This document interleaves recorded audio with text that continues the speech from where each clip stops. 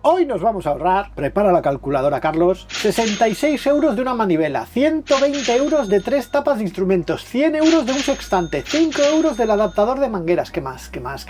Ah, bueno, y 3.000 euros de un winchi eléctrico. A ver, ¿cuánto suma eso? A ver, 3.291 euros. Pues entonces hoy nos vamos a ahorrar 3.291 euros en un montón de accesorios para el barco, porque hoy vamos a dar nuestros primeros pasos en el mundo de la impresión 3D, desde aprender a manejar la impresora hasta diseñar algunas piezas sencillas nosotros mismos. No os lo perdáis, porque esto de la impresión 3D es un mundo de posibilidades súper asequibles y sobre todo divertidas. O sea que va a ser un episodio en 2 palabras. Impresionante.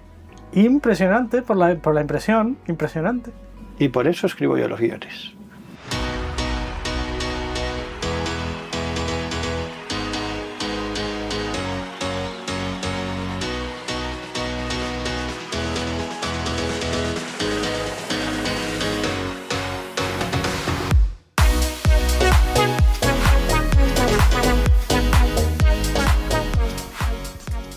Saludos navegantes y bienvenidos a un nuevo episodio de The Low Cost Sailor. En el episodio de hoy vamos a dar nuestros primeros pasos en el mundo de la impresión 3D. Vamos a descubrir lo asequible y fácil que es hoy en día utilizar una impresora 3D, lo útil que puede resultar tanto en nuestra vida diaria como en las reparaciones y proyectos a bordo de nuestros barcos y sobre todo lo increíblemente versátil que puede ser tener la capacidad de fabricar una pieza de repuesto en mitad del océano. Veremos cómo funcionan las impresoras, los tipos de materiales disponibles, cómo realizar nuestras primeras impresiones y la enorme cantidad de piezas que ya existen listas para imprimir, sin necesidad de saber nada de diseño ni nada. Pero también aprenderemos a diseñar fácilmente nuestras propias piezas a medida con Tinkercad, una herramienta online gratuita y muy intuitiva. No os lo perdáis porque vais a descubrir un mundo de posibilidades con la impresión 3D que tal vez desconocíais. Hoy me han pedido las niñas que les tienes que hacer unos muñecos de Pokémon o algo así. No, eso no se puede. Que sí, hombre. No, eso no. Bueno, venga, se los hago. La impresión 3D es una tecnología que lleva un montón de tiempo con nosotros. Aunque no os lo parezca, surgió en los años 80, pero no empezó a popularizarse entre los usuarios domésticos y las pequeñas empresas hasta la década del 2010, por ahí. Empresas como MakerBot o Ultimaker comenzaron a fabricar impresoras y software asequibles para el usuario final. Fue por esa época cuando llegaron las primeras impresoras 3D a mi trabajo. Las usábamos para hacer prototipos de encapsulados y herramientas específicas para la fabricación e instalación de dispositivos electrónicos. Tal vez el haber conocido la impresión 3D tan pronto y haber visto cómo los ingenieros sufrían con aquellas primeras máquinas, la falta de adhesión de las piezas, los fallos constantes, los atascos en los extrusores, me dejó, nunca mejor dicho, la impresión de que hacía falta un máster para poder usarlas. Y para colmo, los precios de las impresoras y los materiales seguían siendo bastante altos. Eso sí, ya por entonces le pedí a mis compañeros que me imprimiesen alguna cosilla para el barco, en plan las tapas para los instrumentos o alguna pieza sencilla. Pero claro, dependía completamente de ello. Pero todo eso ha cambiado. Mis compañeros ya me decían que las impresoras modernas eran un juego de niños, así que hace un par de años, con las impresoras mucho más evolucionadas, decidí pedir una a los Reyes Magos. No debí portarme muy bien ese año porque no me la trajeron. Pero estas navidades, mi bondad, arduo trabajo con mis hijos y esfuerzo fueron recompensados y por fin los Reyes Magos me trajeron mi primera impresora 3D. ¿Y cómo han cambiado las cosas? En mi primer intento con la configuración por defecto y básicamente sin hacer nada, mi primera pieza salió con éxito. Y ahí empezó todo, especialmente cuando empecé a preparar este episodio me volví loco a imprimir y descubrí lo fácil que es hoy en día usar una impresora 3D y sobre todo lo útil que puede llegar a ser, desde fabricar piezas a medidas, acabados estéticos para el barco, pequeñas utilidades, hasta herramientas que serían muy difíciles de fabricar a mano. Todo es posible. En solo un par de semanas mi barco se está llenando de accesorios impresos en 3D. Es que no habíamos hecho un episodio de impresoras 3D todavía. Porque yo no tenía ni puñetera idea de impresoras 3D hasta hace nada. Y ahora no puedo vivir sin ella. Mi mujer ya me ha dicho, esto te lo vas a llevar al garaje o a algún otro sitio, ¿no? Porque hace mucho ruido y está todo el día puesto. Así es la vida.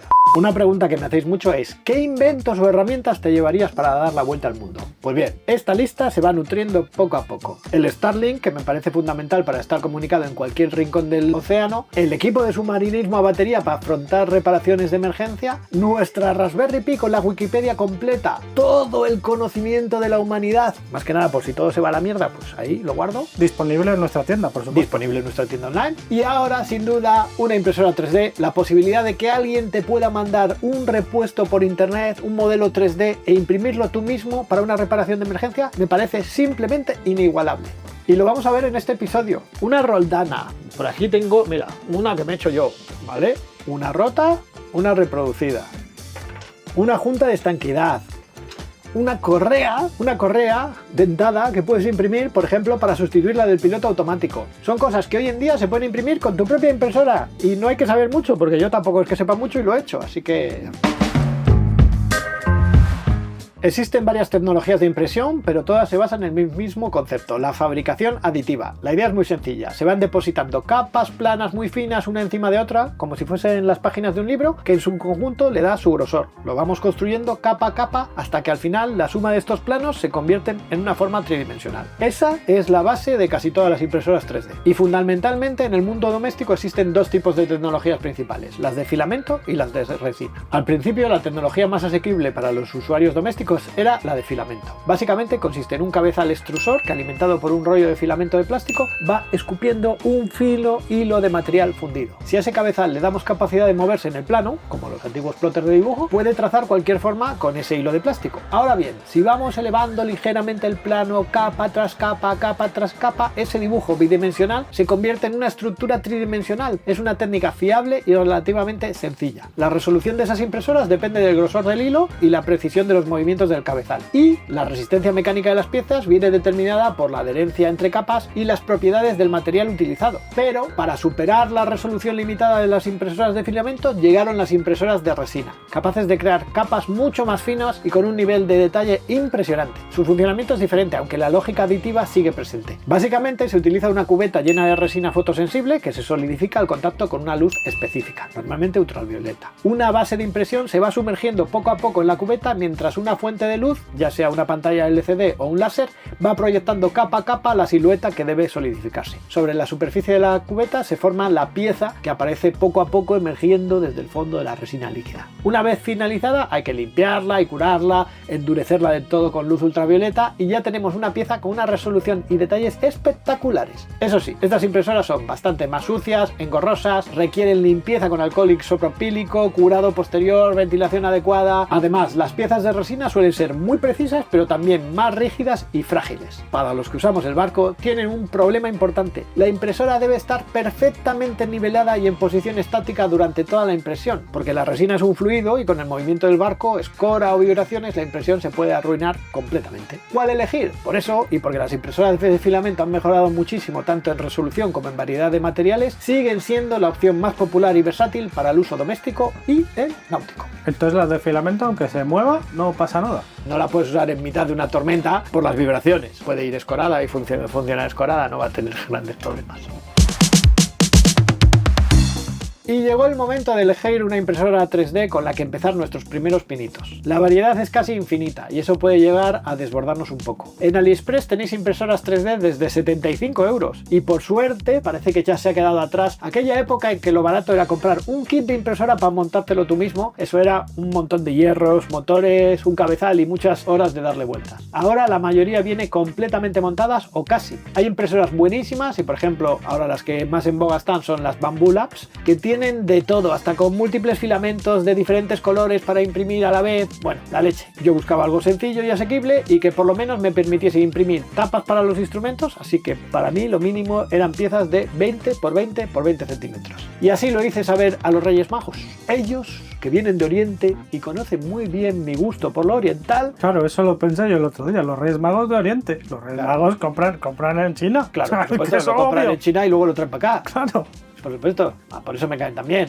Se decidieron por traerme una impresora con un muy buen equilibrio entre precio, calidad y facilidad de uso. Me trajeron la Anycubic Cobra 2 Neo, capaz de imprimir piezas de 25 x 22 x 22 centímetros, con un volumen contenido, no es muy grande, un peso de 7,3 kilos y un consumo máximo de 400 vatios. Esto en un barco es importante. Las piezas se imprimen despacio y las impresoras consumen bastante, pero con paneles solares o con un Power Station de esas que tenemos nosotros, o sobre todo en una emergencia, puedes imprimirte lo que necesites. Nos va a permitir imprimir de todo, piezas en los materiales más populares, PLA, ABS, PETG y TPU. No puedo estar más contento con estos primeros meses de uso, muy fácil de utilizar desde el principio y con muy buenos resultados en las impresiones. Bueno, y que venía casi completamente montada. En el manual vienen las instrucciones completas para ponerla en marcha, pero básicamente es muy sencillo. Atornillar el marco sobre la base con 4 tornillos, vienen todas las herramientas necesarias, instalar el cabezal de impresión, la pantalla y el soporte para los rollos de filamento, conectar cada cable en su sitio, todo viene muy bien etiquetado, ajustar la posición de las poleas y correas y ya está lista para funcionar. Podemos ponernos a imprimir.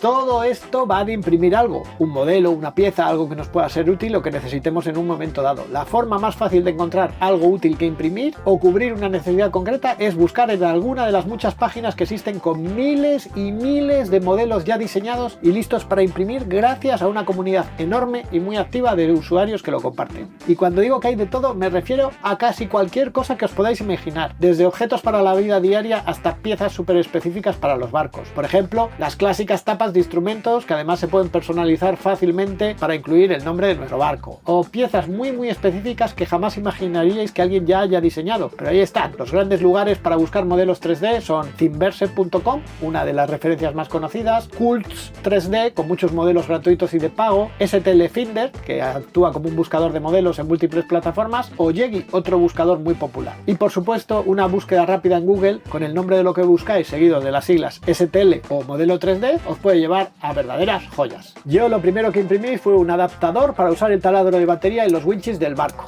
y así convertirlos en eléctrico de forma muy sencilla y barata. Y funcionó, pero podéis hacer vuestras primeras impresiones con casi cualquier cosa, mismamente con el logo de The Low Cost Sailor, que sorprendentemente es una de las cosas que me encontré en esas plataformas y que alguno de vosotros subió, porque yo no lo he subido. O sea, alguien había hecho un logo de The Low Cost Sailor Y está subido en Thinverse y en estas. Es maravilloso esto. Para poder imprimir vamos a tener que realizar dos pasos previos. La verdad es que la Cobra 2 es muy fácil de usar. La encendemos con su interruptor y lo primero que vamos a hacer es cargar el filamento. Para las primeras pruebas lo más fácil es usar PLA y la impresora incluso viene con una pequeña cantidad de filamento de prueba. Cargar el filamento es sencillo. Colocamos la bobina, cortamos la punta del filamento para evitar cualquier parte que esté doblada o sucia y empezar con material limpio siempre. Mucho ojo con que no se enrolle el filamento. Los rollos suelen tener unos agujeros en los laterales para enganchar la punta cuando no lo estamos usando. Empujamos el filamento por el tubo hasta encontrar un poco de resistencia, presionamos la pestaña hacia abajo y seguimos empujando un poco más hasta notar que entra del todo y luego vamos al menú, filamento, extrude y cuando el cabezal esté caliente veremos que empieza a salir el material. Lo dejamos así hasta que veamos que sale de forma continua y limpia y ya está todo listo para imprimir.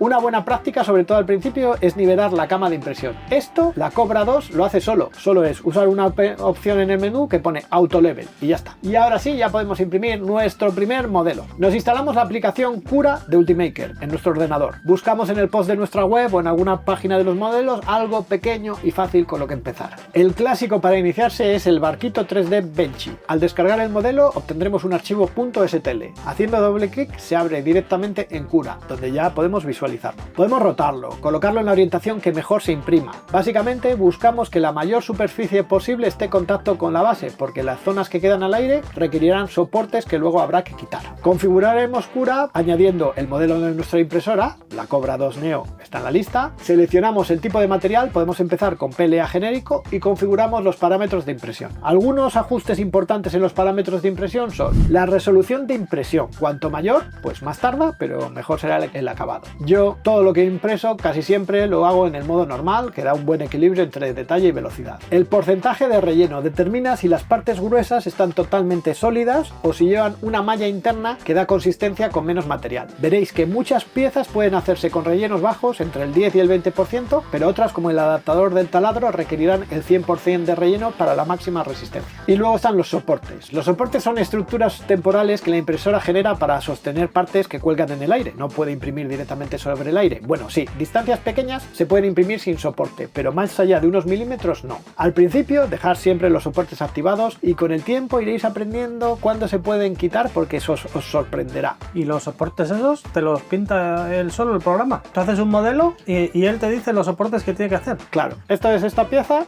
Si la imprimes así, no ha necesitado soportes para hacerlo, porque todo va encima de otra cosa. Y esto es la misma pieza, si la imprimes tumbada, ¿vale? Todo esto que he añadido aquí son soportes que luego tú pues quitas. Finalmente está la capa de adherencia. Esto es clave para que la pieza no se despegue de la base durante la impresión. Yo la dejo activada casi siempre, excepto en piezas grandes con mucha base ya de apoyo por sí mismas. Igual que los soportes, se quita fácilmente con la mano o con un alicate. Incluso, para mejorar la adherencia, todavía se puede seguir utilizando la laca Nelly, que se usaba en el principio de los tiempos cuando las camas eran frías, y ahora con las camas calientes ya no es tan necesario, pero si alguna pieza veis que se os resbala, podéis echar un chorro de laca Nelly ahí. Tú tienes laca en casa, ¿no? Seguramente, yo soy muy usuario de laca, sí. Gasto mucha laca. Pues bien, cuando tengamos todo listo, pulsamos Slice, el programa calculará el tiempo estimado y nos dará la opción de ver una vista previa de cada capa. Guardamos el archivo en la tarjeta SD, la colocamos en la impresora, seleccionamos el archivo con la ruedecita y listos, solo queda esperar. A veces serán unos minutos, otras unas cuantas horas, aunque con la magia del cine, en este vídeo podremos ver cómo las piezas crecen en segundos. Existen muchos tipos de filamento para las impresoras 3D y el elegir el adecuado depende mucho del uso que le vayamos a dar a la pieza. El más básico y fácil de imprimir es el PLA. Es ideal para aprender y para piezas decorativas o que no vayan a sufrir esfuerzo mecánico. Pero ojo, no aguanta bien el calor ni la humedad, así que para el barco no es la mejor opción. Bueno, en el interior del barco puede funcionar bien, pero en el exterior, con el sol y la lluvia, los filamentos se irán degradando y la pieza acabará deshaciéndose poco a poco. Esto que es las piezas de nuestro sextante, esto está hecho con PLA. Una opción muy popular hoy en día es el PETG, que es casi tan fácil de imprimir como el PLA, pero mucho más resistente al sol, al agua y a los productos químicos. Es una opción muy equilibrada para piezas a bordo y será con la que empecemos a realizar las primeras piezas para el exterior de nuestros barcos. Esto está hecho con PETG, mira que acabado más suave, qué bonito.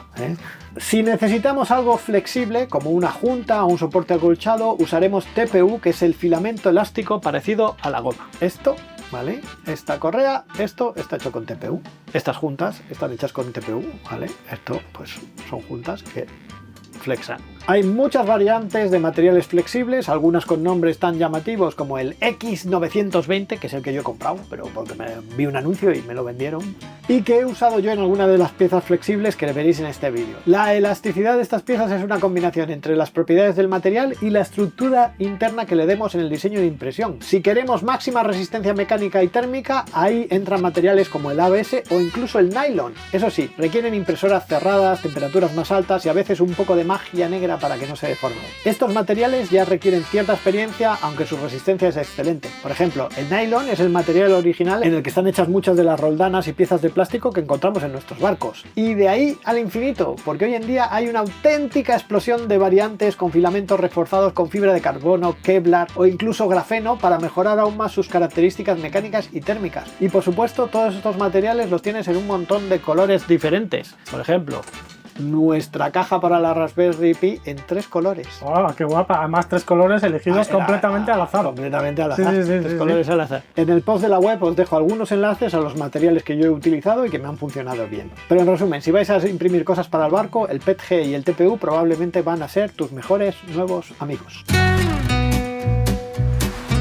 Se pueden imprimir muchísimas cosas. Con PLA hemos impreso nuestras primeras pruebas ornamentales o el adaptador del taladro para el winchi, que funcionó. También lo hemos probado con PETG imprimiendo en diferentes orientaciones para darle más resistencia. Incluso hay maneras de incrustar piezas como un tornillo directamente durante la impresión para reforzar aún más ciertas zonas. Hemos hecho una manivela de winchi en PETG o, por aquí tengo, un adaptador de manguera. Y el acabado es buenísimo con la rosca y todo. Y hasta hemos impreso las juntas de estanquidad para el adaptador. Y es que funciona. Se pueden llegar a imprimir correas dentadas de repuesto para una emergencia. Este es un pequeño ejemplo de una correa dentada con el paso exacto del piloto automático. Hay un montón de cosas que ya existen listas para imprimir, pero además podemos modificarlas fácilmente e incluso crear nuestras propias piezas desde cero. Crear una pieza o modificar una ya existente puede ser algo muy sencillo con herramientas como Tinkercad, una plataforma de diseño 3D muy intuitiva, fácil de usar, gratuita y totalmente online. Se basa en formas predefinidas que podemos modificar, combinar y convertir en elementos sólidos o huecos para sumar o restar a otras piezas. Por ejemplo, un diseño muy sencillo que podemos hacer es una roldana de repuesto para sustituir alguna rota. Construir esto, que esta la he diseñado yo, es muy fácil. Empezamos con un cilindro y lo ajustamos al tamaño de nuestra roldana. Ponemos el diámetro, el grosor y ya tenemos la base para todo.